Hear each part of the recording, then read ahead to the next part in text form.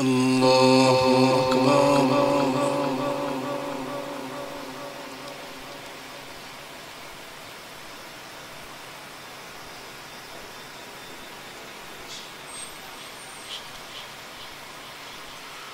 الحمد لله رب العالمين الرحمن الرحيم مالك يوم الدين إياك نعبد وإياك نستعين اهدنا الصراط المستقيم صراط الذين أنعمت عليهم غير المغضوب عليهم ولا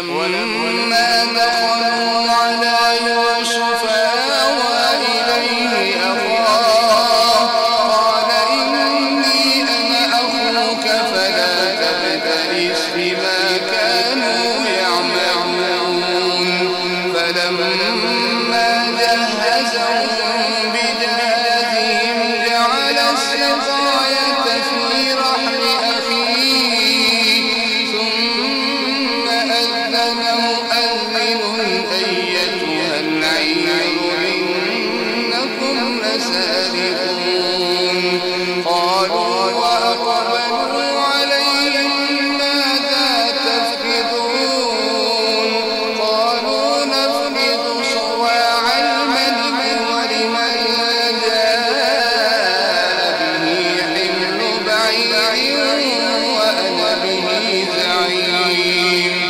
قالوا تالله لقد علمتم ما جئنا لنفسد في الأرض وما كنا سارقين قالوا فما جزاؤه إن كنتم كاذبين قالوا جزاؤه من وجد في رحله فهو جزاؤه كذلك نجزي الظالمين فبدأ بأوعيتهم قبل وعاء أخيه ثم استخرجها من وعاء أخيه كذلك كدنا ليوسف ما كان ليأخذ أخاه في دين الملك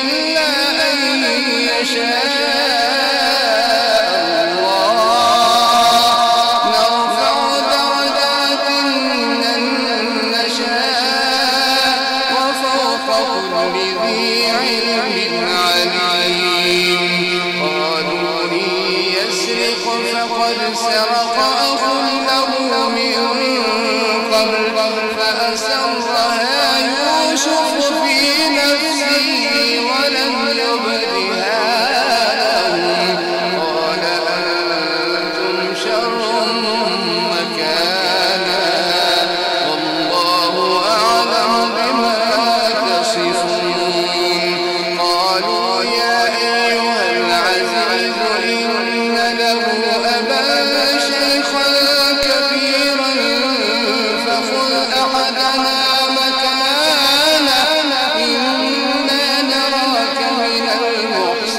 المحسنين قال معاذ الله أن نأخذ إلا من وجدنا متاعنا عنده إنا إذا لظالمون فلما استيئسوا منه خلصوا نجيا قال كبيرهم ألم تعلموا أن أباكم قد أخذ عليكم موثقا من الله ومن قبل ما فرطتم في يوسف فلن أبرح الأرض حتى يأذن لي أبي أو يحكم الله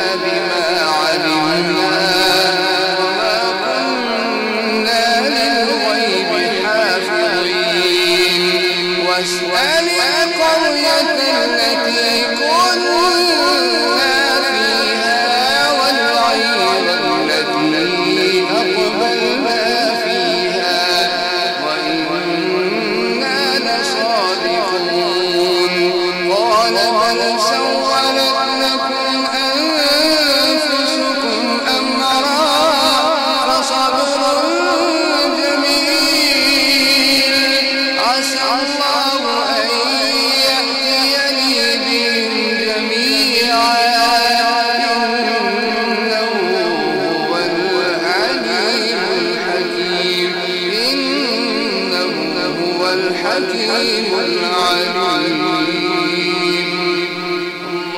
وتولى عنهم وقال يا أسفا على يوسف وابيضت عيناه من الحزن فهو كظيم. قالوا تالله تفتأ تذكر يوسف حتى تكون حرضا أو تكون من الهالكين. قال إنما أشكو بثي وحزني إلى الله وأعلم من الله ما لا تعلمون. يا بني اذهبوا فتحسسوا من يوسف وأخيه ولا تيأسوا من روح الله إنه لا ييأس من روح الله إلا القوم الكافرون. فلما دخلوا عليه قالوا يا أيها العزيز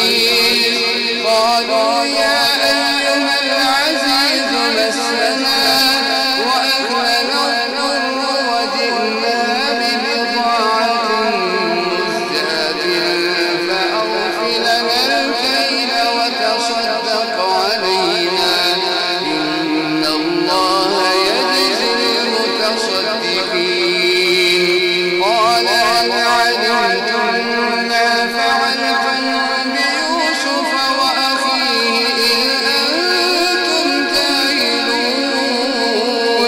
قالوا أئنك لأنت يوسف؟ قال أنا يوسف وهذا أخي قد من الله علينا إنه من يتق ويصبر فإن الله لا يضيع أجر المحسنين. قالوا تالله لقد آثرك الله علينا وإن كنا لخاطئين. الله أكبر.